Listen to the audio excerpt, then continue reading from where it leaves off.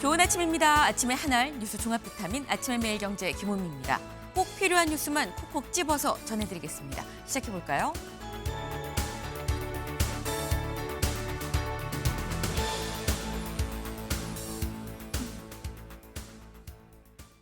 네, 매일경제 일면입니다. 국민성장펀드 내년에 30조를 투입할 예정이다.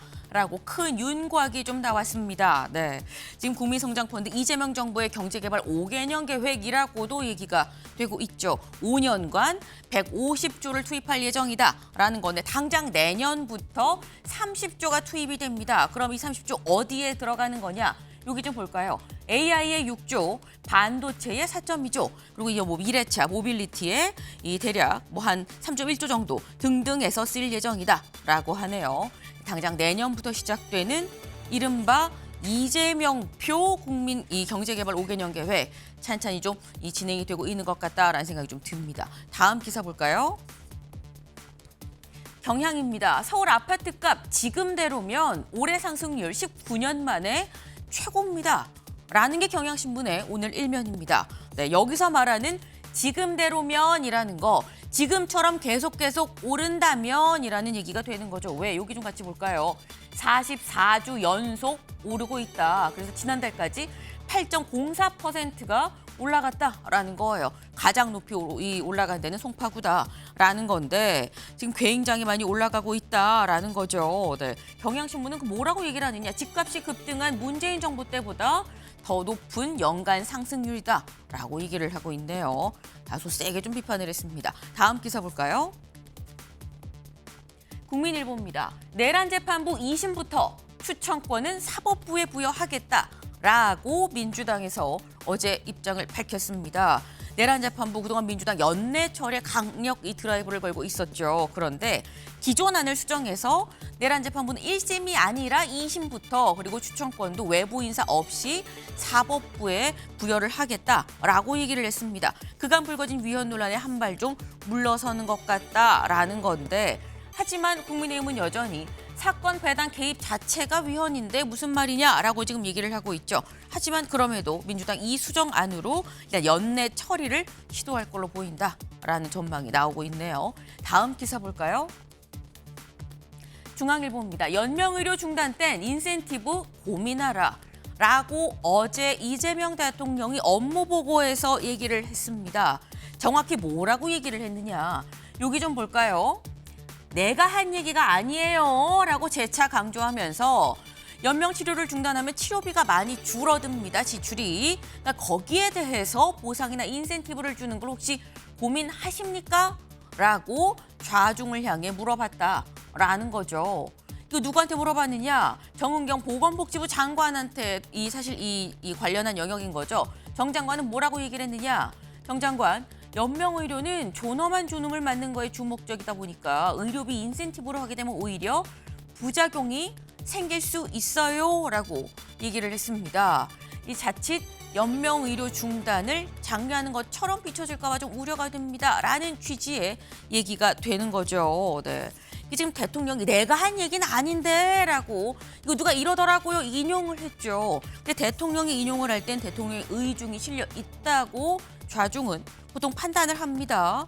자칫 연명의료 중단을 장려하는 거냐라는 이런 얘기도 현장에 나온 만큼 대통령이 이번에 쏘아올린 연명의료 중단 인센티브 논란 이게 어느 방향으로 갈지 좀 주목이 좀 됩니다. 다음 기사 볼까요? 동아일보입니다. 친한계 김종혁 중징계 권고 국힘 내홍이 확산되고 있는 것 같다라는 소식입니다. 어제 말씀드렸죠. 어제 국민의힘 당무위원회가 열렸습니다. 그리고 이 자리에서 김종혁 전 최고위원이 해당 발언을 했다라는 이유로 이 당원권 2년 정지 중징계가 좀 내려졌다라는 거예요. 이 김종혁 전 최고위원은 대표적인 친한계죠. 그러다 보니까 장동혁, 한동훈 이 장한 갈등이 좀 본격화된 거 아니냐라는 얘기가 나오고 있습니다. 이 얘기도 잠시 뒤에 대담으로 좀 짚어봅니다.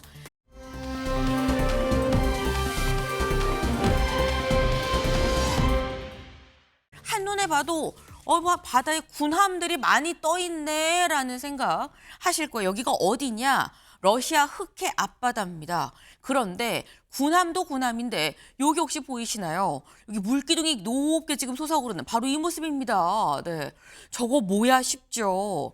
러시아랑 우크라이나 여전히 전쟁 중이죠. 이 물기둥이 물 아래에 있었던 러시아 6천억짜리 잠수정 이게 3억짜리 우크라이나 수중 드론에 폭파가 되는 그런 모습이라고 합니다.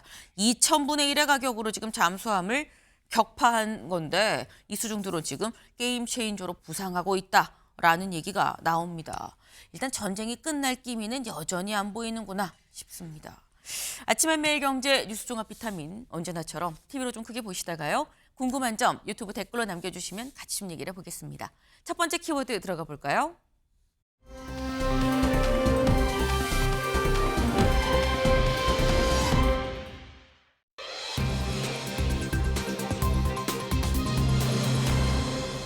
탈모는 생존 문제입니다. 라는 거예요. 네. 연일 화제가 되고 있는 업무 보고 어젠 이런 얘기가 나왔습니다. 기사 같이 보시죠. 이 대통령 탈모는 생존 문제 건보 적용 검토하라 라는 얘기가 나왔다는데 직접 들어보실까요? 이번 말고 저번 대선에 나올 때인데 탈모약 지원을 해주겠다고 공약한 일이 있거든요. 근데 이번에는 제가 안 했어요. 그래도 저한테 왜 약속해놓고 안 지키냐 그랬어요. 탈모도 병의 일부 아니냐. 그래서 젊은이들이 많이 쓴다고 하더라고요. 그거 혹시 검토해 보셨어요? 약간 유전적인 요인으로 생기는 그런 탈모의 경우에는 이제 의학적인 치료하고는 연관성이 떨어지기 때문에 건보급여는 하고 있지는 않은데 속된 말로 대머리니까 안 해준다가 원리인 것 같군요. 유전병은 그것도 유전이 의한 건데 이걸 병이라고 할 거냐 아니냐의 개념 정리에 관한 문제 아닌가요? 근데 이거 옛날에는 이걸 미용이라고 봤는데 요새는 생존의 문제로 받아들이는 것 같은데요? 네. 사실 탈모에 대한 건보 적용은 이재명 대통령의 이 대선 공약 중에 하나이기도 했었죠. 그때 기억나시나요? 잠깐 보고 올까요? 이재명을 뽑는다고요? 이재명은 심는 겁니다. 앞으로 제대로 심는다 이재명. 네. 심는다 이재명, 뽑는 게 아니라 심는 겁니다. 라고 얘기를 하면서 당시에 탈모 건보 적용을 하겠다라고 대선 공약으로도 내세웠었습니다. 근데 지금 말하는 게 탈모는 요즘에 생존 문제로 받아들여지는 것 같은데요. 라고 얘기를 했는데 김철현 위원님. 탈모는 생존 문제다. 동의하십니까? 그럼요. 왜냐하면 탈모가 엄청난 스트레스를 주거든요. 이 스트레스가 사실 만병의 근원이잖아요. 그렇죠. 그렇기 때문에 저는 아마 대통령께서 이 탈모 문제를 조금 건드린 건 굉장히 좋은 것 같아요.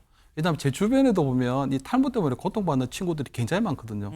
또 학창 시절에 되돌아보면 그 친구들이 굉장히 또 놀림감도 되고 이랬거든요. 네. 근데 최근에 보면 중고등학생 때 워낙 이 학업에 대한 스트레스 때문에 원형 탈모도 많다고 하니 아하. 아마 건강보험을 적용하라고 하는 부분은 좋은데 저는 대통령께 두 가지만 조금 당부드리고 싶은 게 이번에도 보면 아니면 말고 또 치고 빠지기 되면 안 된다는 거거든요. 본인은 실무자에게 분명히 건강보험을 검토하라고 지시를 했는데 실무자들이 검토해 보더니 건보 재정 때문에 안 되겠다. 네. 이렇게 되면 또 이 탈모 환자들에 대해서 또 이제 희망 고문을 하는 거나 마찬가지거든요. 그렇기 때문에 과거에 대선 후보 때는 공약으로 내세웠지만 이제 대통령의 말 한마디 한마디가 주는 그 무게감이 있기 때문에 그런 식으로 치고 빠지기로 하면 안 된다는 말씀을 좀 드리고 싶고 두 번째는 건보 재정에 대한 고민을 좀 해보셨나 하는 생각은 들거든요. 왜냐하면 이번에도 보면 이게 아마 건보가 되면 아마 수천억 원이 들 것 같은데 네. 내년에 2026년도에 적자가 된다는 거거든요. 2030년 정도가 되면 건보 기금 자체가 바닥에 난다고 하는 상황인데 네. 과연 이것을 우리가 건강보험으로 해결할 수 있을 것인가? 그렇다면 올해도 지금 건강보험료가 올랐는데 내년에도 또 건강보험료가 올라야 된다는 부분이면 결국 국민적인 어떤 동의가 이루어져야 되는 게 선행이 돼야 되는데 그런 것 없이 이렇게 적극적으로 이 기분 좋게 하는 것이 맞느냐? 또 한편으로 볼 때는 좀 재원이 한정돼 있기 때문에 네. 건강보험에 대한 어떤 그 재원을 쓰다 보면 정책 순위가 또 뒤바뀌게 되는 상황도 벌어지거든요.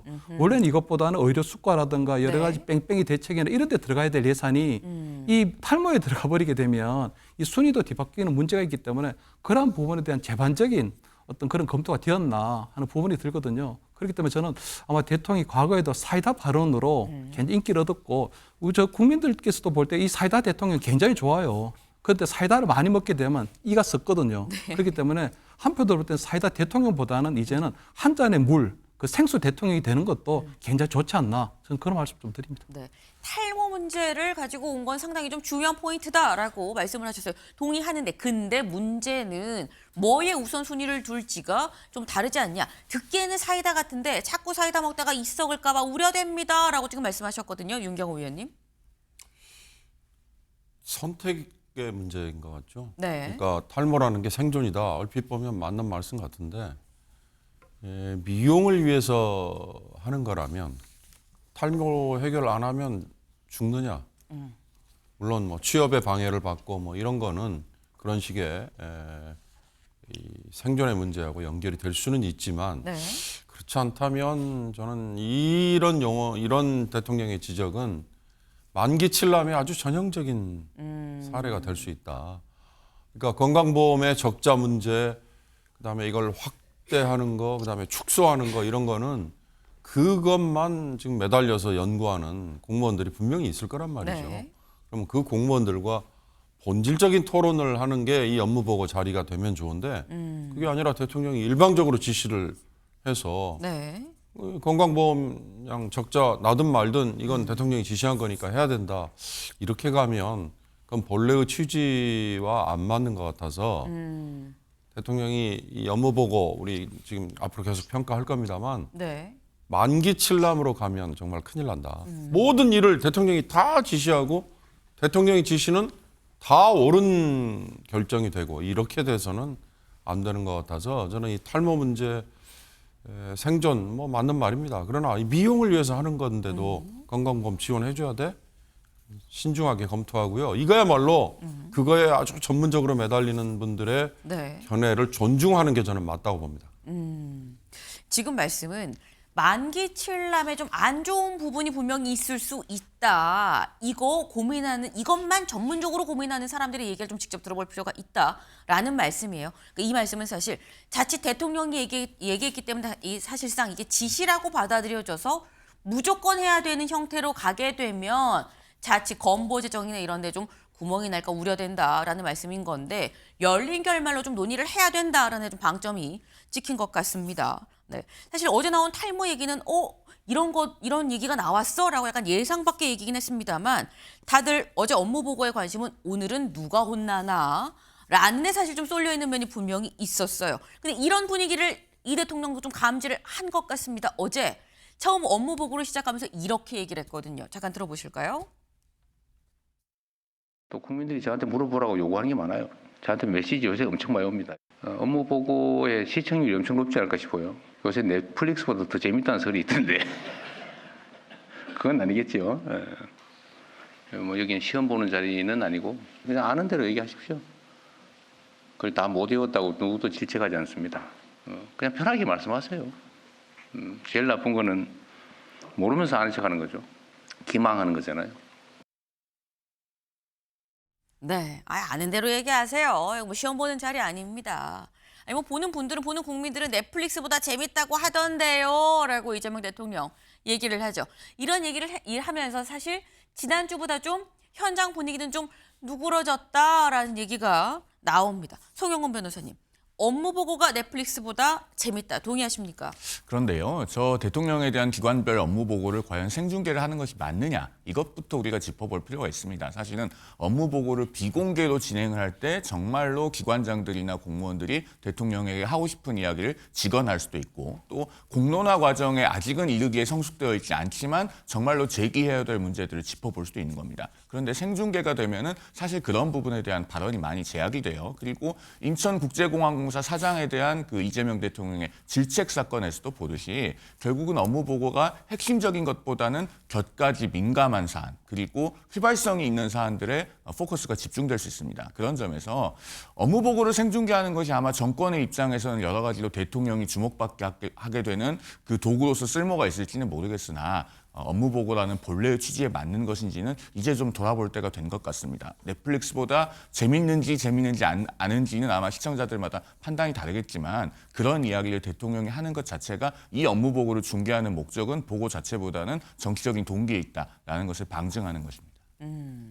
지금 이게 보는 사람마다 판단은 다를 수 있지만 하지만 나는 개인적으로 이렇게 생중계하는 게 과연 업무에 플러스가 될 것이냐. 오히려 직원을 할래도 좀 주춤하게 되는 생중계되다 보니 주춤하는 그런 부작용도 있지 않겠느냐라는 말씀을 하셨어요. 근데 사실 어제 상당히 좀 누그러지게 넷플릭스보다 재밌다고 합니다. 편하게 하세요. 시험 아니에요. 라고 누그러진 분위기에서 시작을 하긴 했습니다만 어제도 불호령이 있긴 있었다라는 거죠. 어젠 누가 혼났는지 영상으로 확인해 보실까요?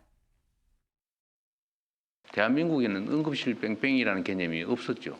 거기서 일단 받아서 되는 대로 응급처치라도 하면서 다른 병원을 수배해서 전원을 시키는 게 정상 아닙니까? 응급실 과밀화 때문에 이게 구급차에서 대기하던 게 응급실로 대기가 바뀌는 그런 상황이어서 구급대원이 환자를 응급처치하면서 전화까지 하는 건 적절하지 않아서요. 구조 설명을 잘 해주셨는데 네네. 현실은 구급차를 타고 돌아다니다가 사람들이 죽어간다. 문제가 있는 거잖아요. 네, 현재는 그런 구조가 작동하고 있지 않아서 더 그래요? 그렇습니다. 만들어놨는데 작동을 안 한다? 네. 네. 응급실 뺑뺑이 문제를 지적을 했습니다. 정원경 장관이 사실 이재명 대통령이 임명한 복지부 장관이죠. 그런데 혼이 지금 났습니다. 왜? 응급실 뺑뺑이 어떻게 해결할 건지를 물어도 좀 명확한 답이 나오지 않았다라는 거죠. 실제 어제도 안타까운 소식이 좀 들렸습니다. 어떤 소식이냐 보시죠. 부산에서 응급실 뺑뺑이 때문에 10살 난 여자아이가 12곳에서 지금 퇴짜를 맞고 심정지 상태에 지금 빠져 있는 상태다라는 거예요. 네. 지금 상당히 이런 사안이 어제 있었던 일이고 사실 그 며칠 전에도 분명히 이런 류의 기사를 많이 보셨을 거라고 생각을 합니다. 물론 어제 이 사안에 대해선 대한응급의학학회에서 이렇게 지금 밝히고 있어요. 병원들이 소아 중환자실 병상 가용 여부를 고려해서 수용을 결정할 걸로 보인다. 때문에 이 사건은 사실 응급실 뺑뺑이랑은 다른 사안입니다. 라고 얘기를 지금 하고 있습니다. 근데 이게 조현선 변호사님, 소아 중환자실 가용 여부를 고려해서 수요를 결정해서 응급실 뺑뺑이랑 다르다라고 얘기를 하는데 일반 시민들이 보기에는 그게 뺑뺑이 아니야? 병원에서 안 받아주고 돌리면 그게 뺑뺑이 아니야라고 생각을 할 거거든요. 그렇다고 할 수가 있죠. 지금 대한응급학회에서 나온 그 발표 자체도 아마 이해가 안 되고 납득이 안 되는 국민들도 많을 겁니다. 저 역시도 뭐 그렇게 생각이 들 수가 있는 부분이라고 하겠고요. 사실 실제 현장과 국민들이 느끼는 그런 체감은 전혀 다른 부분이 분명히 있을 수가 있거든요. 그렇기 때문에 이재명 대통령께서 이번 업무 보고 과정에서 정은경 복지부 장관에게 대해서 그러한 부분들에 대해서 지적을 하고 현황 대책을 마련하라라고 지시를 할 수밖에 없는 부분이 분명히 있습니다. 제대로 시스템이 가동되지 않는다면 시스템의 문제를 해결하는 그런 방향으로 진행이 되어야겠죠. 그 부분을 지적을 해야 된다고 보여지는 것이고요. 저는 또 이번 정은경 복지부 장관의 경우에는 앞서도 말씀하셨지만 이번 이재명 정부에서 임명한 내각 구성원 아니겠습니까? 그럼에도 불구하고 이재명 대통령께서는 직접적으로 문제점을 지적을 하고 일종의 질책성 발언도 이어나간 측면이 있죠. 저는 그런 측면에서 이번 업무 보고 자체가 일각에서는 뭐 이학재 인천국제공항 사장에 대한 그런 질책성 발언을 통해 가지고 무슨 진영 논리가 있는 것이 아니라는 그런 비판적인 시각을 하시는 분이 있는데 전혀 그렇지 않다는 모습을 이번 업무 보고를 통해서 다시 한번 보여준 게 아닌가라는 생각이 들고요. 저는 앞서 송영훈 대변인께서 이런 모든 영상을 공개하는 것이 생중계하는 것이 문제가 있지 않냐는 지적을 하셨는데 저는 오히려 이런 생중계를 통해 가지고 국민들이 어떻게 국정이 운영되는지 각 부처가 어떻게 일을 하고 있는지를 생생하게 목격할 수 있는 소중한 자리가 아닌가 생각이 들고요. 그리고 해당 공무원 입장에서는 오히려 직언을 할 가능성이 더욱더 높지 않을까 싶습니다. 부처 내부에 잔재하고 있는 그런 문제점을 이런 공개된 자리에서 지적을 한다고 한다면 대통령 입장에서는 그 부분 충분히 고민하고 수용할 수 있는 여지가 있지 않겠습니까? 오히려 통제되고 제한된 그런 업무 보고라는 것은 어떻게 보면 대통령 입장에 더욱더 유리할 수가 있어요. 통제된 영상을 제공할 수가 있기 때문에 그런 측면에서 이번 업무 보고 자리는 굉장히 좀 이상적인 모습이 아닌가 싶습니다. 네.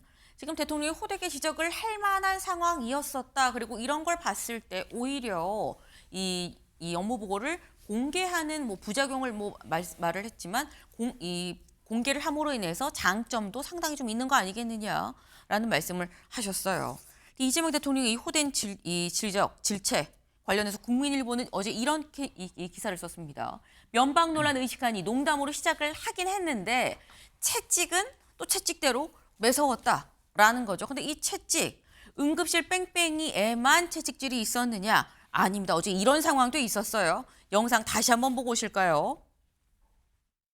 집행유예로 석방된 사람들은 그런 방치돼 있는 거예요? 선도 조건부로 걸리면 6개월 동안 저희가 제공하는 재활교육을 의무적으로 받아야 되는데 집행유예 선고자들도? 그렇습니다. 지금 때는 기소유예하고 집행유예를 구별을 못 하시는데 집행유예의 경우는 석방되면 방치되는 거예요? 선도 조건부 기소유예를 걸리면 참, 제가 잘못 기소유예하고 집행유예를 지금 구별을 못 하잖아요. 집행유예는 법원이 판결로 선고하는 거고 기소유예는 검찰이 풀어주는 거예요. 네. 제가 착각해서 수강명령하고 착각을 했는데요. 네.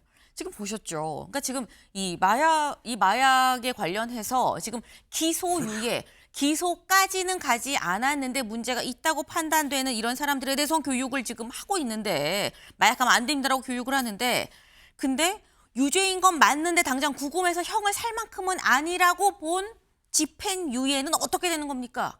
라는 게 대통령의 질문이었어요. 근데 여기에 대해서는 뭐 말 안 하고 기소유예가 얘기를 하니까 참 답답함을 좀 드러냈다라는 겁니다. 네. 송영훈 변호사님. 사실 이 대통령의 뭐 만기 신람이 문제다라는 말씀도 아까 사실 살짝 나오긴 했는데 이런 지적은 또 어떻게 보셔요? 물론 저런 부분은 지적할 수 있다고 생각합니다만 사실은 그 대통령의 업무 보고를 받는 과정에서 불필요하고 지엽적인 이야기 그리고 굉장히 많은 논란을 불러올 수 있는 질문들을 해서 지금 문제가 되고 있지 않습니까? 대표적인 것이 박지양 동북아 역사문화재단 이사장에게 이른바 환단고기에 관한 질문을 한 것이죠. 환단고기는 우리 역사학계에서 이론이 없는 미서입니다. 그것은 역사학으로 취급하지 않는 것이고 유사 역사학이라고 부르기도 민망한 어떤 환타지 서적 같은 거예요. 그걸 일국의 대통령이 공식적인 자리에서 언급한다. 그 자체가 부적절한 일입니다. 또 인천국제공항공사 사장에게 물어본 책갈피에 끼워서 외화를 밀반출하는 문제. 그건 바로 이재명 대통령과 공범 관계로 기소된 이화영 씨가 본인의 그 대북송금 판결문에서 인정된 확정된 범죄 사실 아닙니까? 150만 달러를 쌍방울 임직원들 수십 명이 나눠서 책갈피에 끼우고 화장품 케이스에 넣고 다른 소지품을 숨기고 해서 중국 심양으로 반출할 때 바로 그 수법입니다. 그러니까 대통령이 디테일한 것들을 질문하는 것 자체가 계속 논란이 되고 노이즈가 되는 것이 엄연한 현실이에요. 그래도 업무 보고를 공개하는 것에 어떠한 선의가 있을 거라고 생각해서 제가 앞서는 좀 선회해서 말씀드렸지만 계속 이 업무 보고 생중계에 관해서 정당하다고 또 바람직하다고 강변하는 시선이 있는 한 제가 이런 부작용이 엄연히 존재한다는 것을 구체적으로 말씀드리지 않을 도리가 없습니다. 네. 내가 도저히 말을 안 하고 넘어갈 수가 없군요. 라고 하면서 작심한 듯이 지금 말씀을 하셨어요. 네. 일단 이런 부분들, 근데 요 사안에 대해서는 그래도 지적할 부분이 맞다고 생각은 합니다라고 또 말씀을 하셨는데 근데 지금 저희가 국민일보 지금 채찍이 매서웠다라고 지금 얘기를 하죠. 근데 채찍이 있으면 당근도 있죠. 어제의 당근은 뭐였는지 영상으로 확인해 보시죠. 부모약품안전처는 전에 자원 불났을 때 별도 시스템을 만들어가지고 민원 처리를 했다고 하던데 그 담당자가 누구예요? 그 담당자 여기 김익상 팀장님 아마 와 계실 겁니다. 김익상 팀장님 어디 계신가요? 네, 아주 훌륭하게 잘 처리했어요. 예, 감사합니다. 박수 쳐주세요. 뮤즈라고 그랬어요. 네, 뮤지엄 굿즈라고. 네, 쳤어요. 엄청나게 많이 팔았다면서요. 잘하셨습니다. 아주. 이 박물관은 아이템들이 많대요. 무슨 가발 비슷한 거 쓰고. 분장 대회를 했었습니다. 그 아주 아이디어 괜찮았던 것 같아요. 네. 다 혼나기만 한 건 아니어도 좀 칭찬을 받은 사람들도 있긴 있어요. 박수를 받은 사람도 있고. 근데 이게 단순히 그냥 당근일 뿐만이 아니라 기사같이 보실까요? 대통령이 칭찬한 콩GPT, 일명 콩GPT 국장이라고 불리던 그분 농림부 차관으로 파격 발탁하는 걸 검토를 하고 있다라는 얘기가 나옵니다. 바로 지금 여기 나오죠. 누구냐? 지금 이 변상문 농림축산식품부 식량정책관, 그러니까 이 식량국장이라고 보통 부르죠. 변상문 국장이다라는 거예요. 대체 얼마나 대답을 잘했길래 라는 거죠. 영상으로 확인해 보시죠. 콩을 수입을 하는데 유전자 조작된 건 얼마, 안 된 건 얼마 이거 좀 알고 싶어서요. 모르시면 나중에. 심영장 답변드리겠습니다. 네. 이쪽입니다. 이 콩은 그 체유용으로 100만 톤 수입되고요. 전부 GMO라고 보시면 되겠습니다. 우리 국민들은 대체적으로 뭐 외국에서 수입한 콩으로 만든 거는 당연히 GMO겠지 이렇게 생각하는데 아니라는 거예요. 식용 두부는 아니고요. 그 체유용으로 체유용만. 쓰는 건 콩기름은 GMO라고 보시면 되겠습니다. 우리 자체 콩 생산량은 얼마인지 혹시 아세요?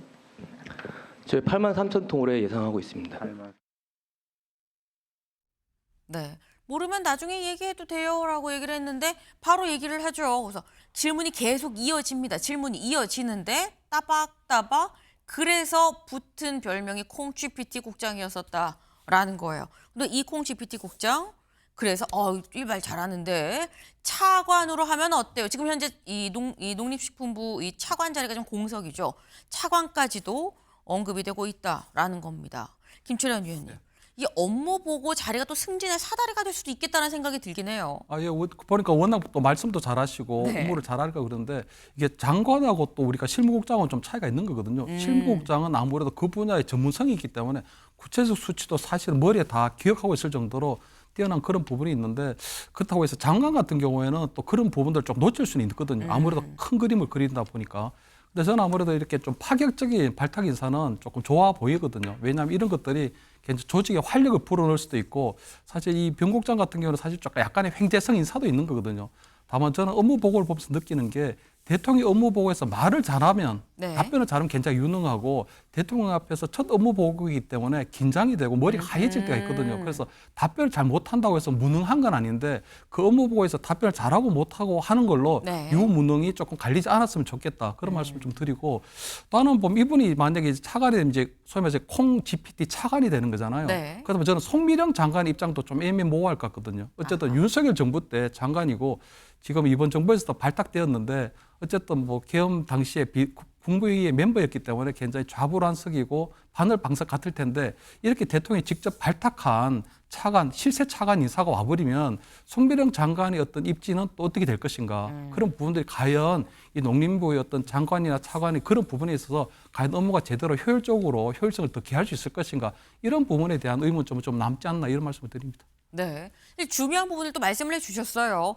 이게 말을 잘하고 따박따박 대답을 잘한다고 하면 능력이 있는 것이고 다 아는데 긴장돼서 말을 못하면 그럼 무능한 거다라고 치부가 될 수가 있는데 그런 점이 좀 우려가 된다. 말 주변이 없는 사람은 그럼 무능하다고 그냥 비판받아도 되는 거냐라는 취지의 말씀이에요.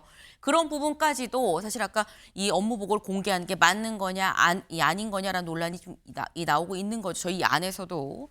관련해서 업무 보고 오늘도 내일도 모레도 진행될 예정인데 관련 얘기들이 어떻게 이어질지 좀 지켜볼 필요가 있어 보입니다. 다음으로 넘어가 볼까요?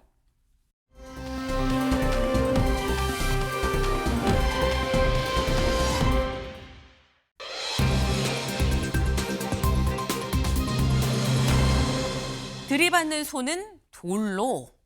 이게 무슨 얘기냐. 기사같이 보겠습니다. 친한계 김종혁 중징계 권고 국힘 내홍이 확산되고 있다라는 겁니다. 어제 열린 국민의힘의 당무위원회 한동훈 전 대표의 당원 게시판 논란이랑 같이 김종혁 전 최고위원의 해당 회의 관련 심사가 이루어질 겁니다라고 어제 말씀을 드렸죠. 그런데 한동훈 전 대표의 이 당원 게시판 관련한 요 얘기는 계속 조사를 하고 있어요. 진행 중입니다라고 얘기를 했는데 김종혁 전 최고위원회에 대해서는 당원권 정지 2년이라는 중징계가 권고가 됐습니다. 이호선 당무위원장의 얘기 직접 들어보시죠. 김종혁 고양시병 당협위원장을 윤리위원회에 회부하기로 했습니다. 징계 수위는 당원권 정지 2년으로 권고하기로 했습니다. 자신의 정치적 입지를 강화하기 위해서 자기 당을 희생물로 삼는 자기 정치의 전형적인 사례에 해당한다고 보았습니다.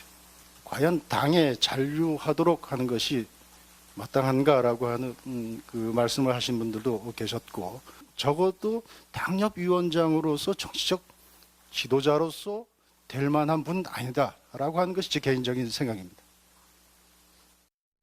네. 지금 얘기 직접 들어보셨죠. 당원권 정지 2년도 사실 중징계에 해당하는데 마지막에 뭐라고 얘기하느냐. 당 잔류가 마땅한가라는 이야기도 있었다라고 지금 얘기를 합니다. 윤경호 의원님. 이건 사실 제명도 할 수 있었어라는 얘기로 사실 들리거든요. 굉장히 강한 얘기를 우회적으로 지금 한 거죠. 네. 나가라 이 말 같았어요. 근데 저는 어제 발표를 보면서 죄송합니다. 이 당무감사위원회가 네. 당연히 윤리위원회와 무슨 관계인가 한번 따져봤더니 국민의힘의 이 결정 자체는 너무 특정인을 죽이기 위한 그야말로 어떻게 보면 표현의 자유조차도 지금 용납을 못하는 한쪽으로만 가는 결정이구나라는 걸 발견했습니다. 무슨 말씀이냐? 윤리위원회 위원장이라는 게 여상원 전 의원이 불과 2주일 전에 그만뒀더만요. 그리고 그 윤리위원회가 이미 김종혁 전 최고위원에 대해서 이 사안에 대해서 징계하지 않기로 이미 결정을 한 적이 있더라고요. 그랬는데 그걸 지금 뒤집은 셈이란 말이죠. 그런데 저 당무감사위원회의 권한은 권고잖아요. 그러니까 이 결정 자체가 특정 계파라는 게 지금 당 대표를 맡고 있는 장동혁 대표의 네. 입맛에 맞게 결과가 지금 나온 걸로 그렇게 결국은 연결이 되는 거예요. 그런 점에서 보면 당내 민주주의 또는 이 정당 내의 다양한 의견의 수렴 이게 지금 전혀 작동이 안 되는 그게 국민의힘의 단면을 좀 보여준 거다. 저는 그런 점에서 이 결정은 앞으로 정말 내홍이라는 두 글자가 그대로 있는데요. 내용이 아주 전형적인 사례가 되지 않을까 싶은 생각이 듭니다. 네. 내가 좀 이 상황을 알아보니까 이게 좀 편파적인 거다. 윤리위에서 이미 아니라고 얘기를 다시 당무감사위에서 이걸 올리고 결국 당무감사위에서 결정이 된 거가 다시 또 윤리위로 가서 최종 결정이 되는 상황으로 다시 돌아왔다라는 거죠. 그럼 대체 어떤 발언이길래 당원권 정지 2년을 지금 이 당무위에서는 얘기를 하는 것이냐. 해당 발언을 좀 보겠습니다. 이 김종혁 전 최고위원 이런 발언들이 지금 논란이 돼서 이게 당원권 정지 2년감입니다라고 좀 얘기를 한 거예요. 보수 정당이 망상 바이러스에 걸렸습니다라는 얘기. 같은 목소리를 지금 내라고 당에서 강요를 하는데 이건 파시스트적 아닙니까? 북한 노동당도 아닌데 당성이 뭔지 모르겠어요라는 얘기. 극우와 사이비 교주 명령을 받아서 우리 당에 입당한 사람들입니다라는 뭐 이런 얘기들. 장동혁 대표는 영문을 판 겁니다. 지금 줄타기 하고 있고 지금 양다리예요. 라는 얘기를 했다라는 건데 요거 제 3자 여쭤보죠. 조현삼 변호사님. 사실 민주당 안에서도 지금 당내 뭐 이런저런 기구의 위원으로도 많이 활동을 하신 경력이 있는데 이 발언 정도면 당원권 정지 2년감이라고 보십니까? 전혀 그렇지가 않다고 봐야겠죠. 만약에 저 정도 수위의 발언조차 하지 못한다고 한다면 건전한 공당이라고 할 수가 없지 않겠습니까? 김종혁 전 최고위원 같은 경우에는 방송 출연도 굉장히 많이 하시고 어떻게 보면 국민의힘과 보수 진영의 입장을 대변하는 그런 역할도 많이 하고 있는 분이시기도 하죠. 그렇다고 한다면 일종의 비평과 평론의 입장에서 충분히 해석할 수 있는 여지도 있습니다. 물론 국민의힘 입장에서는 그리고 장동혁 지도부 입장에서는 뼈아픈 말들일 수는 있죠. 그렇다고 하더라도 그런 말들을 듣는 것이 어떻게 보면 국민의힘이 공당으로서의 제대로 된 모습을 보여주는 것이 아닌가라는 생각이 드는 것이고요.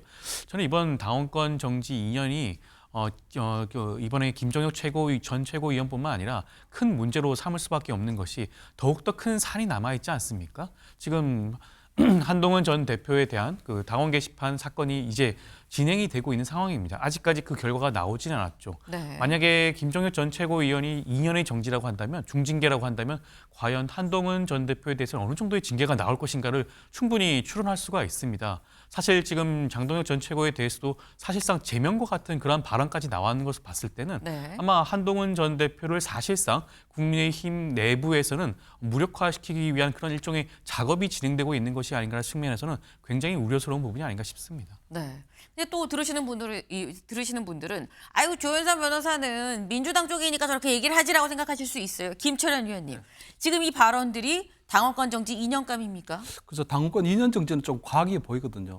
저 어떤 정치평론가 같은 경우에는 국민의힘에 대해서 조금 비판적인 목소리를 낼 수 있지만 네. 김종혁 의원 같은 경우에는 전 최고위원도 했고 지금 현재 당협 위원장을 맡고 있기 때문에 네. 그 발언에 있어서는 좀 조심하는 게 좋겠다. 그렇기 때문에 아마 당무감사위 정도에서는 주의 내지 앞으로 방송 활동을 자제하라는 정도는 되지만 당권 2년 정도가 돼버리면 이건 너무 과한 중징계로 보이거든요. 그래서 저는 어제 아마 저 어떤 중징계의 어떤 그런 권고를 보면서 느낀 게 네. 이제 장동혁 씨 좀 공포정치가 시작된 게 아니냐. 사실 이제 김종혁 전 최고위원을 타겟으로 했지만 앞으로 당에 조금이라도 거슬리는 발언을 하면 누구든지 제2의 김종혁이 될 수 있다는 것을 보이는 거거든요. 또 한편으로 볼 때는 방금 이제 조현선 변호사 얘기한 것처럼 이건 한동훈 대표를 겨냥한 완전 의도된 그런 도발로는 보이거든요. 왜냐하면 어쨌든 저 김종혁 전 최고위원이 어쨌든 이제 대표적인 어떤 친한계 인사로 보이는데 예를 들어 저 친한계 인사가 저렇게 중징계를 받게 되면 네. 우리 흔히 얘기하는 것처럼 애들 싸움이 어른 싸움 된다는 것이 애들이 밖에 가서 두드려 맞고 오면 부모가 나서서 패주라는 건데 그렇다면 김종혁 전 최고위원이 저렇게 중징계를 받았는데 그렇다면 개파의 수장인 한동훈 대표는 어떻게 할 건가? 어제처럼 페북에 글 하나 그냥 쓰고 말 것인가 아니면 네. 본인이 어떤 액션을 보일 건가 하는 부분들이 저는 앞으로 이제 이 한동훈 대표를 믿고 따르는 사람들에게 보이는 그런 메시지가 있다고 보이거든요. 네. 근데 어제 같은 경우는 한동훈 전 대표가 가만히 그냥 페북 글 정도 하나로 굉장히 온순하게 있으면 앞으로 누가 그럼 한동훈 전 대표를 위해서 어떤 비판적인 목소리를 내줄 수 있을 것인가 하는 그런 생각이 또 들고 또 한편으로 볼 때는 어차피 지금 한동훈 전 대표에 대한 당원 게시판에 대해서 어떻게 앞으로 징계를 하겠다는 것을 저는 예고하고 있다고 보이거든요. 아하. 그렇기 때문에 김정일 전 최고위원의 발언이 네. 한 2년 정도 받는다면 저는 아마 한동훈 전 대표의 단계권에 있어서도 아마 사실관계 조사를 하고 한 6개월 정도 할 수 있지 않을까. 네. 왜냐하면 과거의 선례를 보더라도 이준석 대표가 현직 대표일 때 양두구역이라는 발언 하나로 네. 6개월을 받았거든요. 그렇기 때문에 저는 앞으로 이 사태에 대해서는 제2의 김종혁 또는 제3의 김종혁이 나올 것인가 아니면 이러한 어떤 공포정치에 대해서 당내 구성원들이 그냥 순응할 것인가 여기에 따라서 한동훈 이 장동혁 씨의 정치가 계속될 수도 있고 아니면 중단될 수도 있다. 앞으로 이 사태에 대해서 이제 나머지 구성 어떻게 볼 것인가 중요하다 이런 말씀드립니다. 네. 지금 이렇게 말씀하셨어요. 애가 맞고 오면 부모가 나선다. 그래서 결국 이 얘기는 김종혁 전 최고위원이 아니라 사실상 한동훈 전 대표를 겨냥한 그런 이 조치 아니겠느냐라고 말씀하셨는데 실제로 한동훈 전 대표 어제 SNS에 이런 글을 올렸죠. 같이 볼까요? 네. 까만 바탕에 하얀 글씨로 민주주의를 돌로 쳐 죽일 수 없습니다. 라는 요 한 문장만 넣습니다. 갑자기 이게 무슨 얘기지? 왜 하필 이런 표현을 썼어 싶으실 수 있는데 어제 당무감사위가 열리기 전날 이호선 당무감사위원장이 이런 글을 자신의 SNS에 썼다라는 거예요. 임자가 경고까지 받았는데 소가 사람을 들이받아 죽이면 소는 돌로 죽이고 임자도 죽일 거다. 라는 게 성경 구절이죠. 성경 구절인데 요 성경 구절을 굳이 당무감사하기 직전에 왜 올렸느냐. 결국 예고한 거 아니겠느냐라는 얘기가 나왔었는데 이걸 지금 빗대서 한동훈 전 대표 민주주의를 돌로 죽일 수는 없습니다라고 얘기를 했다라는 거죠. 송영훈 변호사님, 이렇게 되면 전쟁입니까? 이것은 친한계냐 아니냐의 문제가 아닙니다. 네. 결국에는 노선과 가치의 문제고 국민의힘이라고 하는 정당이 말할 자유가 있는 건강한 민주적인 공당의 길을 가느냐 그렇지 않고 국민들로부터 외면받는 말할 자유가 없는 입틀막당이라고 하는 오명을 쓰느냐의 문제거든요. 그러니까 이 문제는 개파의 문제가 아니라 정말로 국민의힘이 건강한 정당의 길을 갈 수 있도록 걱정하는 모든 분들께서 공통분모를 가지고 있는 사안입니다. 그렇기 때문에 말씀드립니다. 이호선 위원장이 그 소의 비유를 했던데요. 소는 외양간에 묶어둘 수 있을지 몰라도 사람의 말과 생각은 가둘 수가 없습니다. 이호선 위원장이 이런 부분을 좀 정확하게 인식하시면 좋겠고요. 그다음에 김종혁 전 최고위원에 대해서 자기 정치라고 하는 비판을 했던데 자 그러면 제가 한번 되물어 보겠습니다. 제1야당 대표의 가장 중요한 역할은 야당이 야당답게 기능을 하도록 만드는 겁니다. 그런데 이재명 정부가 10.15 부동산 대책을 내놨을 때 장동혁 대표는 뭘 했습니까? 그 주 금요일에 윤석열 전 대통령을 면회하고 토요일에 그걸 공개해서 주말 내내 윤 전 대통령 면회로 뉴스가 뒤덮이게 했습니다. 그리고 또 대장동 항소 포기 때는 뭘 했습니까? 우리가 황교안이다로 찬물을 끼얹었습니다. 그리고 장경태 의원 성추행 피소 또 훈시기형 현지 누나가 뉴스를 뒤덮을 때 계엄 사과를 거부해서 그걸로 또 찬물을 끼얹었습니다. 이런 게 반복되는 거야말로 당대표의 개인 정치 아닙니까? 그런데 그것도 모자라서 이제 통일교 게이트로 여권이 궁지에 몰린 상황에서 또 당원 게시판 꺼내고 김종혁 전 최고위원 징계하고 이런 일들이 벌어지고 있습니다. 그러면 지금 국민의힘이 제1야당다운 길을 가고 있습니까? 많은 당원들께서 의문을 갖고 있는 상황이다 말씀드립니다. 네. 지금 사실 송영훈 변호사님도 친한계로 좀 분류가 되죠. 근데 지금 이거는 계파의 문제가 아니다라고도 이렇게 말씀을 또 하셨어요. 어제 김종혁 전 최고위원 SNS에 이렇게 글을 올렸습니다. 뭐라고 했느냐? 같이 볼까요? 김종혁 전 최고위원. 네. 윤리위가 당무감사위의 징계 결정을 수용할 경우 아직 당무위까지의 결론인 거죠. 이게 윤리위로 가서 최종 결정이 됩니다. 근데 이게 만약 윤리위에서도 수용이 되면 난 가처분 신청할 겁니다. 비상계엄이 정당하다는 이호선 위원장, 당신이야말로 이 당무감사위원장의 자격이 없습니다라고 얘기를 했어요. 사실 법적, 정치적 조치를 다 할 겁니다라고 얘기를 했기 때문에 예상이 됐었던 발언이긴 합니다만 사실 그럼에도 불구하고 어제 한동훈 전 대표를 비롯해서 친한계 쪽 인사들은 다 굉장히 많은 글들을 올리면서 어떻게 보면 좀 부글부글했었다라는 건데 송 변호사님. 어제 혹시 이 김종혁 전 최고위원과 뭐 만나거나 통화를 하셨거나 친한계 쪽은 그러면 앞으로 향후 어떻게 할 계획인 겁니까? 저는 직접 소통을 해보지는 않았습니다만 네. 김종혁 최고위원의 입장은 알려진 것과 같은 것으로 알고 있습니다. 그러니까 만약에 윤리위가 징계 결정을 실제로 한다면 그것에 대해서 법적으로 다툴 계획이 있는 것으로 보여요. 그리고 저는 그런 불행한 일이 일어나지 않길 바랍니다. 왜냐하면은 지난 5월 10일에 있었던 그 전대미문의 새벽 대선 후보 교체 시도 있지 않습니까? 그 사안과 관련해서 당무감사위원회가 권영세 전 비대위원장과 이양수 당시 사무총장에게 당원권 정지 3년을 요청하기로 해서 윤리위에 회부한 적이 있습니다. 하지만 국민의힘 윤리위원회는 당의 화합을 고려해서 그런 부분을 불문에 붙이기로 했거든요. 네. 그래서 누구도 징계받지 않았습니다. 그런데 김종혁 전 최고위원은 방송에서 했다고 하는 말 몇 마디로 당원권 정지라고 하는 징계를 받는다. 그러면 국민들께서 보시기에는 또 당원들께서 보시기에는 당원이 뽑은 대선 후보를 한밤중에 교체하는 것보다도 방송에 나가서 본인의 소신을 피력한 것이 훨씬 더 큰 잘못이다. 이게 말이 되는가? 이런 의문들을 크게 가지실 거예요. 점점 더 민심이 떠나가는 당이 되는 겁니다. 그렇기 때문에 정말로 징계가 내려지고 또 거기에 대해서 법적으로 가처분 신청을 하게 되는 그런 불행한 사태가 발생하지 않기를 바란다는 말씀을 드리는 겁니다. 네. 지금 말씀하신 중에 조금 전 이 김종혁 전 최고위원이 오늘 아침에 조금 전에 SNS에 글을 다시 한번 또 올렸습니다. 민주주의를 죽이려는 자들에 맞서서 한동훈 전 대표와 함께 끝까지 싸우겠다. 화이팅! 하고 느낌표를 지금 3개를 더 붙였어요. 네. 끝까지 가보자라는 이런 얘기가 되는 거겠죠. 이 얘기인즉슨 장동혁 대표, 한동훈 전 대표, 장한 갈등을 넘어 이제 전쟁 국면으로 들어선 것 같다라는 생각이 좀 듭니다. 다음으로 넘어가 볼까요?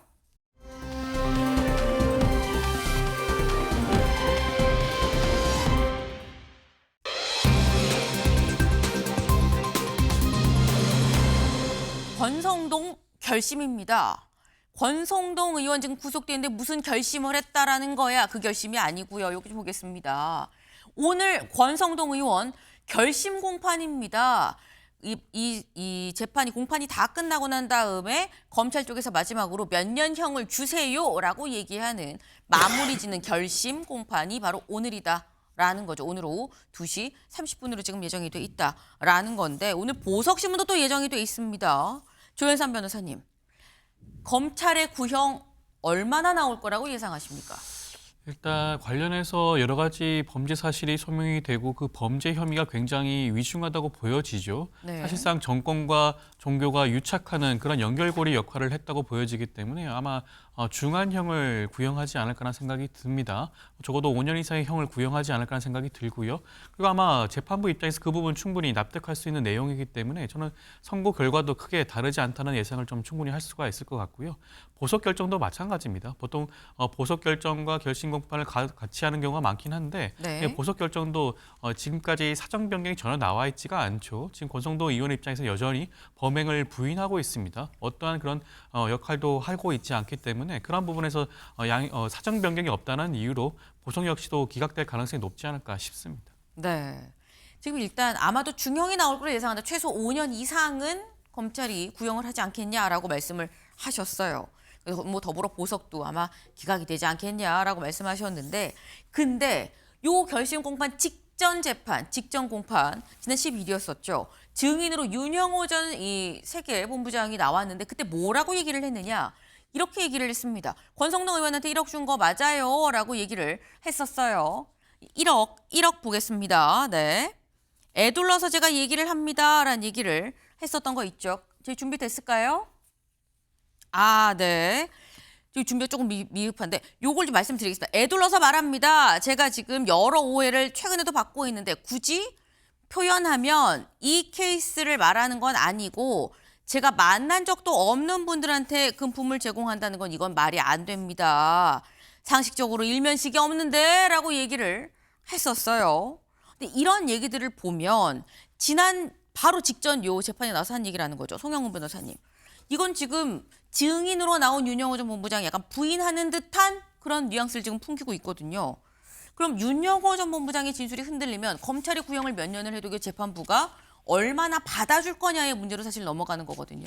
그렇습니다. 그래서 권성동 의원에 대해서 비록 구속되어 있지만은 유무죄에 관해서는 현 단계에서 예단하기보다는 법원의 판결을 지켜볼 필요가 있다는 생각이 들고요. 다만 윤영호 씨의 진술이 구체적으로 어느 부분을 뒤집었는지는 정확하게 봐야 됩니다. 이게 언론에 의해서 약간 파편적으로 전달이 되고 있기 때문에 법정에서 정확하게 어느 부분을 특정해서 뒤집었는지를 봐야 되는데 일단 여야 정치인들에게 전반적으로 금품을 제공했다는 진술에 대해서는 뭔가 두루뭉술한 입장선에는 있었지만 그렇다고 구체적으로 특정해서 어느 부분이 세간에 알려진 바와 다른지 그런 진술을 하지 않았다는 것인지 이건 또 특정하지 않은 것으로 알려져 있거든요. 그렇기 때문에 앞으로 수사는 이제 윤영호 씨의 입에 의존하기보다는 기존에 확보된 자료 특히나 한학자 전 총재에 대한 특별 보고가 있죠. TM, 이른바 그 통일교에서 참 어머니라고 부른다는 한학자 총재는 숭배의 대상이기 때문에 그 보고가 사실과 다르기가 매우 어렵습니다. 이제 그런 것들 중점으로 진행이 될 것이고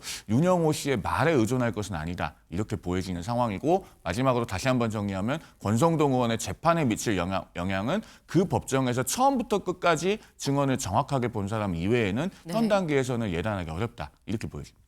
예단하기 어렵다라고 말씀을 하셨어요. 그러니까 이게 사실 어떻게 보면은 유무죄에서 이 무죄 쪽으로도 사실 가능성이 있다라는 취지로 사실 드리는 대목인 겁니다. 네. 근데 그렇다고 한다면 송 변호사님 짧게 여쭤볼게요. 보석 가능성. 현 단계에서는 보석은 쉽지 않을 것 같아요. 지금 이미 오늘 결심을 하지 않습니까? 네. 그렇다면은 재판부가 무죄이거나 혹은 집행유예를 선고할 것이라고 하는 어떤 확고한 결심이 서 있는 상황이 아니고서는 굳이 현 단계에서 보석을 허가해주지 않을 것으로 보입니다. 이것은 권성동 의원이 현직 국회의원 신분이기 때문에 더더욱 그러하기도 합니다. 왜냐하면 국회에서 한번 그 체포동의안이 통과해서 구속영장 발부까지 이른 것 아니겠습니까? 그런데 보석을 허가해주면 나중에 또 구속을 하게 될 경우가 발생한다면, 즉 재판부가 유무죄를 따져보고 양형까지 결정했는데 실형이고 법정 구속을 해야 되겠다라고 판단했을 때 또 회기 중이면 어떻게 할 것이냐 이런 문제에 부딪히기 때문에 아마 현 단계에서 바로 보석 허가를 해주지는 않을 걸로 봅니다. 네. 지금 윤영호 전 본부장의 진술에 의존할 건 아니다라고 말씀하셨는데 사실 권성동 의원의 이 재판 결과가 사실 중요한 이유가 통일교 관련한 얘기가 지금 요즘에 다시 또 새롭게 나오고 있죠. 이 새롭게 나오는 얘기들이다 또 윤영호 전 본부장이 입을 통해서 혹은 이 압수수색인 어떤 이 수첩을 통해서 지금 얘기가 나오고 있는데 어제 윤영호 전 본부장은 이 아까 TM, 트루마더, 참 어머니라고 불리는 한학자 총재의 재판의 증인으로도 나왔습니다. 그때 뭐라고 얘기를 했느냐. 그때 또 다른 이현영 전 이 통일부 본부장이 이렇게 얘기를 해요. 이거 윤영호의 물귀신 작전입니다. 이거 책임 전가하고 있는 거예요. 혼자 일탈을 했는데. 라는 취지로 얘기를 하니까 답답합니다. 물귀신이니 뭐니 하는데 이거 개그 콘서트 같아요. 앞뒤 진술도 안 맞지 않습니까? 라고 얘기를 하면서 뭐라고 얘기하느냐. 얼마 전에 내가 좀 안 그래도 기억이 났는데 라고 얘기를 하면서 윤 쪽도 이쪽도 당시에 대선에 뭐 다 연락을 했고요. 뭐 이런 얘기들을 또 다시 한번 풀었다라는 거죠. 그럼 윤경호 위원님, 지금 내가 얼마 전에 기억이 났는데라고 갑자기 지금 기억력이 불현듯 좋아졌어요. 윤 전 본부장의 기억력이 앞으로 더 좋아질 가능성 얼마나 된다고 보십니까? 글쎄요. 그건 밀고 당기기 하는 전형적인 모습이라고 보여요. 문제는 저걸 검찰의 수사를 받을 때 그때도 저런 태도였느냐 아니면 지금 재판정 같은 공개된 장소 그다음에 기자들이 들어가고 나올 때 묻는 그런 기회만 저렇게 애둘러서 하는 얘기냐. 그러니까 아까 윤영호라는 전 본부장 그러니까 창구가 됐던 거잖아요. 여야 당시의 여야 국민의힘이나 민주당에 뭔가 대선에 어떤 식으로든 정치적으로 영향을 행사하기 위해서 돈을 건넸던 다른 뭐 당원이 돼주든 그런 것들에 창구가 된 사람이 윤영호라는 사람이지 않습니까? 근데 그걸 윤영호의 개인 일탈이다라고 꼬리 자르기를 하는 거에 대해서 아마 본인이 나한테 이러면 안 되는데 이제 이런 말을 한 거 아닌가. 그렇다면 윤영호라는 저 사람은 통일교라는 전체 조직을 살리기 위해서 본인이 지금 뭔가 주고받고 영어로 얘기하면 딜을 하는 거냐 아니면 내가 살기 위해서 하는 거냐 그런 차원은 아니라고 보기 때문에 저는 이 윤영호의 저 얘기가 왔다 갔다 한다고 해서 네. 그거에 특검은 물론이지만 재판부가 저는 휘둘리지 않을 거라고 봅니다. 문제는 뭐냐면 윤영호의 얘기만에 만약에 의존을 했다면 지금 권성동 의원이 주장하는 게 독수독가 뭐 주장을 한다는 거잖아요. 네. 잘못 입수된 증거나 잘못 입수된 증언에 의뢰해서 나를 기소하는 거다. 이 논리라고 하는 거니까 저는 윤영호라는 저 매개 역할을 한 사람의 말에 너무 휘둘리는 거 그건 별로 바람직하지는 않다고 봅니다. 네.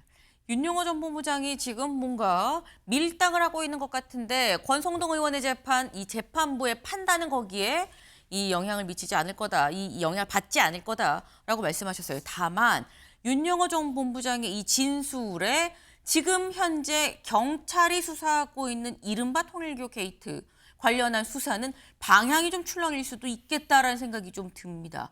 앞으로 전개가 어떻게 되는지 좀 지켜볼 필요가 있어 보이네요. 다음으로 넘어가 볼까요?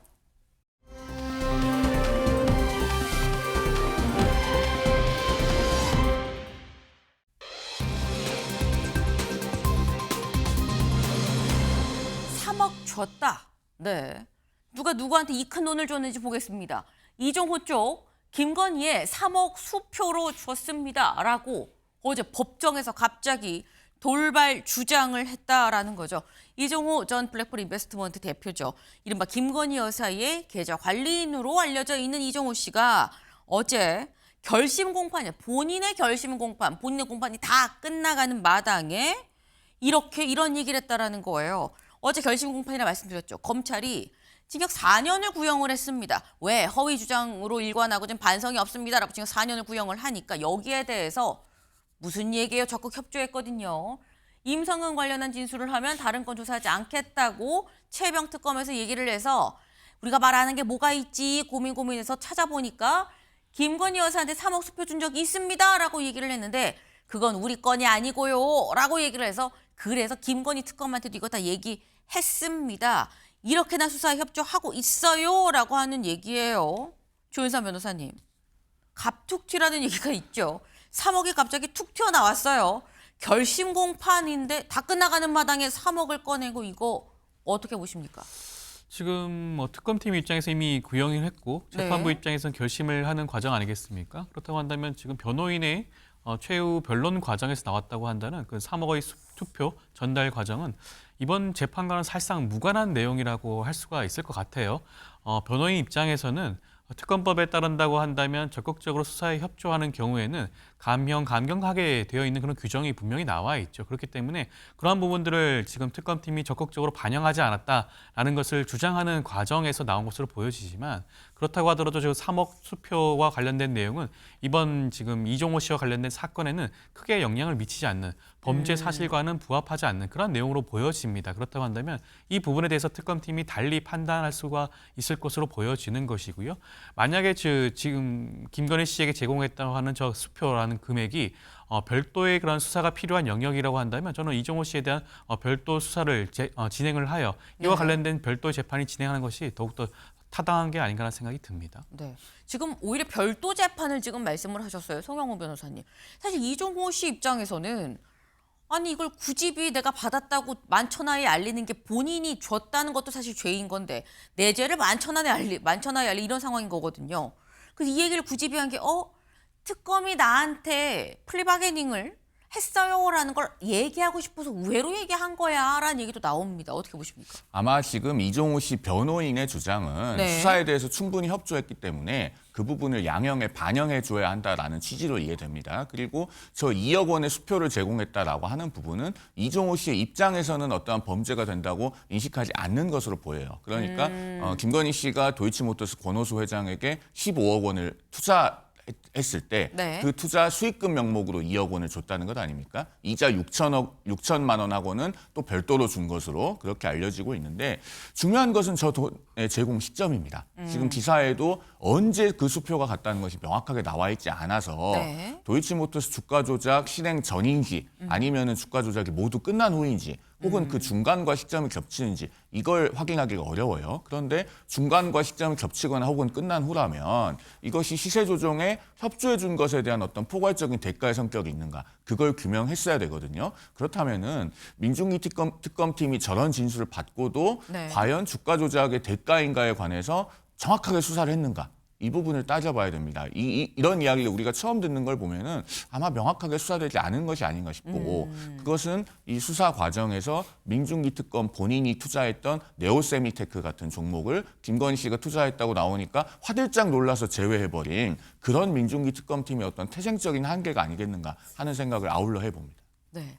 사실 이 특검의 수사 관련해서 특히 김건희 여사 관련한 내용은 거의 다 알고 있는데 3억은 이 모두가 지금 처음 듣는 얘기인 거죠. 이 얘기 관련해서 특검이 어제 뭐라고 보도 자료를 냈느냐 이렇게 얘기를 했어요.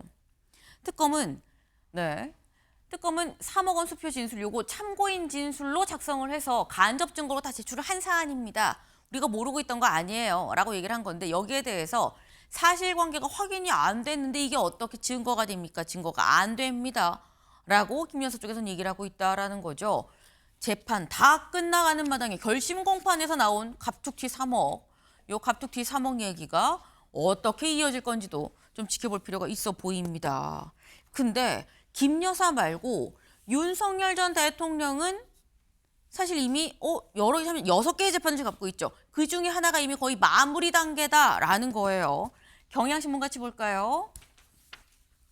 윤석열 체포방해 혐의 1심 내달 16일, 1월 16일에 선고를 하겠다라고 어제 밝혔습니다. 이렇게 되면 지금 받고 있는 6개 재판 중에 처음으로 결론이 매듭이 좀 지어지는 이 상황이 아니겠느냐라는 건데 근데 재판부가 다음 달 16일에 이제 선고합니다라고 얘기하더니 장내가 갑자기 소란스러워졌습니다. 어떤 상황이었는지 직접 확인해 보시죠. 건의 1심 판결 선고는 공소 제기일부터 6개월 이내 하도록 되어 있습니다. 이 사건 판결은 2026년 1월 16일에 해야 할 것으로 판단됩니다. 구속기간 내에 선고를 결정해 주신 재판부의 결정에 감사의 말씀을 드립니다. 계엄이 불법인지 여부는 좀 129 사건에서 다투어지고 있는데 그런 129 사건 판결을 기다려서 해야 되는 게 아닌가.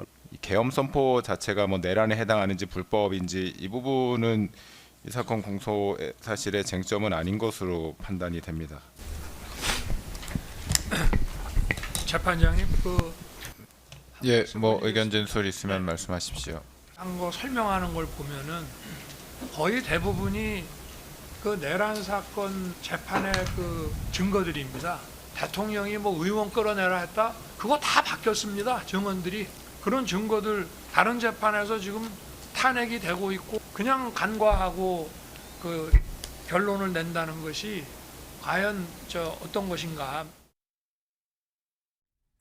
네, 지금 약간 다급하게 윤석열 전 대통령이 직접 이 마이크를 끌어다가 막 얘기를 하는 그런 상황도 지금 보이죠.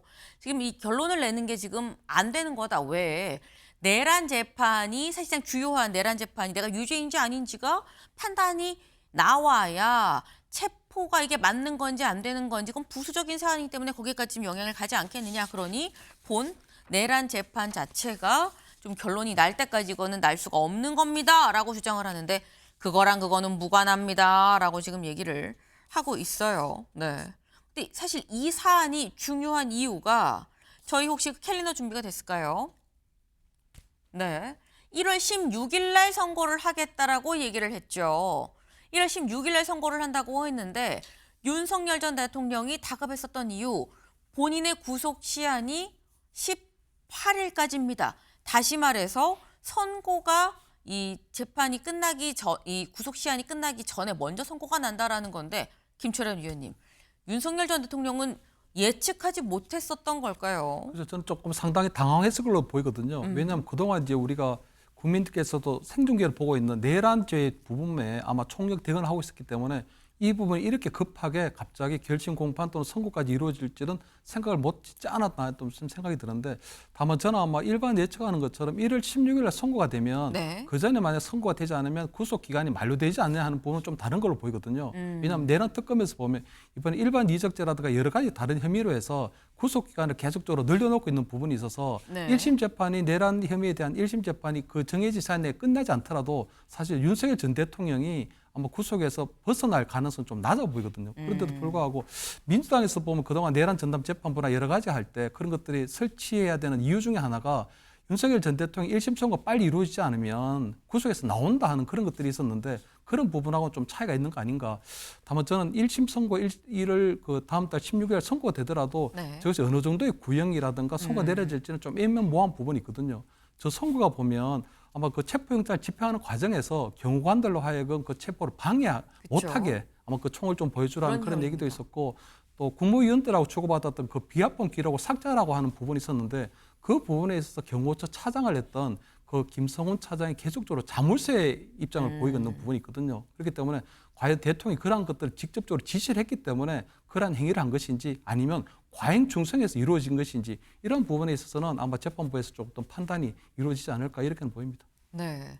당장 다음 달 16일 얼마 남지 않았습니다. 정말 한 달 남았다라고 봐야 되는 건데 말씀드렸죠. 이게 지금 윤석열 전 대통령이 받고 있는 6개 재판 중 첫 번째로 나오는 결론입니다.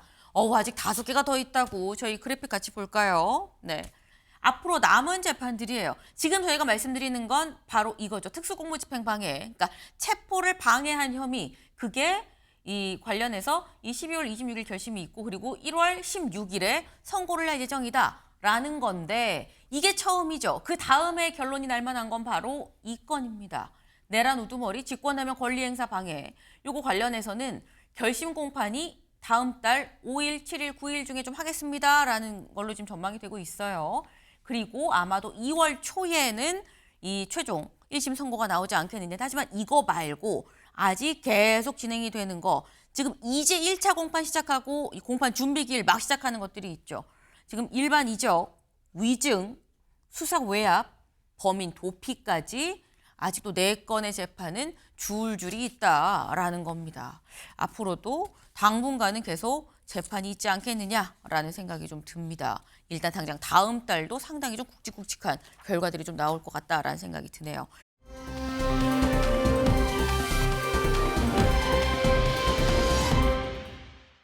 먼저 첫 번째, 뭐라고 말을 하는 것 같은데 이청년 대체 누구야? 라는 생각 드실 수 있어요. 이청년, 바로 이 사람입니다. 기사 같이 볼까요? 해병대 박정희 장손, 박정희 전 대통령의 장손이죠. 박근혜 전 대통령의 조카입니다. 박세현 씨, 아버지에게 눈물의 경례를 했다라는 거죠. 지금 미국에서 유학 중이었는데 한국으로 들어와서 해병대에 입대를 했습니다. 그리고 입대하고 입대 후에 처음으로 보는 아버지의 모습, 지금 경례를 하는 모습인데 저희 이 모습 영상으로 좀 같이 볼까요?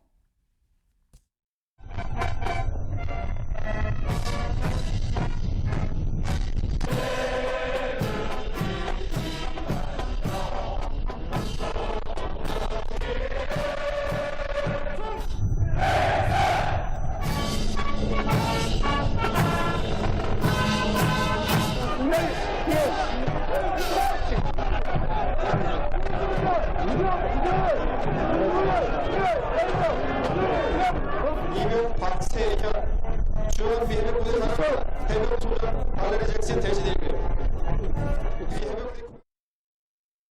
네, 처음에 이제 입대를 하면 기초군사훈련 좀 받죠. 그리고 난 다음에 잠깐 이제 부모와 상봉을 할 수 있는 그런 시간이 주어지는데 이 남동생이 군대 갈 땐 안 나던 눈물이 아들이 생기다 보니까 남의 집 아들이 군대를 가도 보면 그냥 괜히 눈시를 붉어지는 그런 부분이 분명히 있어요. 지금 박지만 회장의 이 아들이죠. 큰아들 지금 이 해병대에 가서 처음으로 아버지를 보고 신고하면서 막 눈물을 참아가면서 얘기를 하는 이런 모습이 괜히 울컥하는 모습이 있는데 사실 윤경호 위원님 아드님 있으시잖아요. 군대 갔다가 저런 모습 보면 또 느낌이 남다르실 것 같아요. 예. 뭐 아들 가진 사람들 다 마찬가지고 대한민국 남성들 뭐 군대 얘기하면 뭐 할 말 많을 텐데 저는 이 박정희 대통령의 그러니까 손자잖아요. 그리고 최근에 또 뉴스가 됐던 건 이재용 씨의 아들이었죠. 이 두 사람을 보면서 참 미안한 표현입니다만 아버지 세대들보다 훨씬 낫구나. 그 아버지 세대들은 그 위에 할아버지들 때문인지 모르지만 정상적인 뭐 군대와 관련해서 병역 의무 이런 거 별로 관계가 없었잖아요.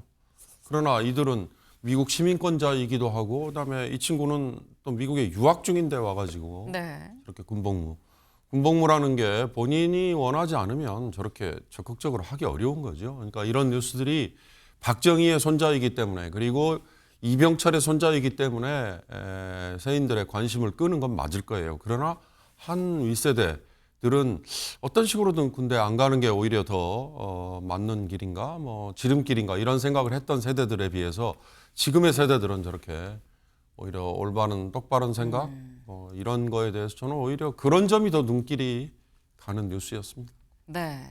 좀 확실히 본받을 점이 좀 있다. 이런 게 좀 널리 알려지는 게 좋겠다라는 취지의 그런 말씀이셨어요. 사실 이 박지만 씨의 큰아들이고요.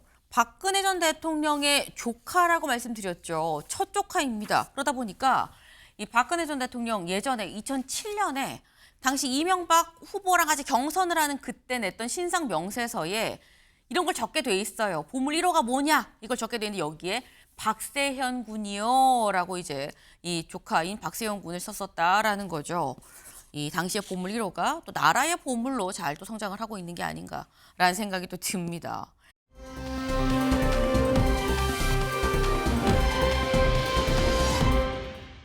두 번째 인물 누군가? 네, 바로 여기입니다. 등장인물이 많은데 이 중에 대체 누가 오늘의 피플이야? 제목 볼까요? 김정은보다 앞서 걷는 김주의 명품 치장한 리설주다라는 거죠. 오늘의 주인공 바로 김주혜입니다. 김주혜. 지금 보면 이 아버지 김정은 위원장이 국가존엄이죠. 그런데 국가존엄보다 한 발짝 더 앞서서 먼저 걷는 모습들이 왕왕 포착이 되고 있다라는 거예요.